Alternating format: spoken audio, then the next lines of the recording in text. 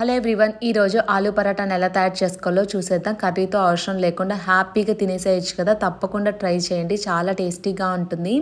దీనికోసం అయితే ముందుగా ఒక గిన్నెని తీసుకొని గోధుమ పిండిని తీసుకున్నాను. అలాగే దాంట్లో కొంచెం ఉప్పు వేసుకొని కొంచెం కొంచెంగా వాటర్ యాడ్ చేసుకుంటూ మనం చపాతీ పిండి రెగ్యులర్గా ఎలా కలుపుకుంటామో అదే విధంగా బాగా కలిపి పెట్టేసుకొని పక్కన పెట్టేసుకున్నాం. ఆలూని బాయిల్ చేసి పెట్టుకున్నాను. స్టవ్ మీద ప్యాన్ పెట్టుకొని ఆయిల్ వేసుకొని జీలకర్ర వేసుకున్నాను. అవి వేగిన తర్వాత ఉల్లిపాయలు వేసేసుకొని బాగా మగ్గించుకోవాలి.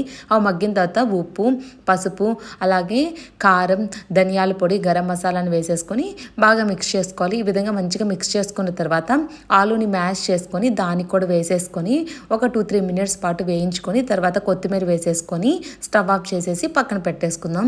ఇప్పుడు చపాతీ పిండి కలిపింది దాన్ని కూడా ఒకసారి మిక్స్ చేసుకొని మనకి ఏ సైజులో మనకి పరాటాలు కావాలో ఆ సైజులో ఉండల్లా చేసేసుకోండి. ఇప్పుడు కర్రీ బాగా ఆరిపోయింది.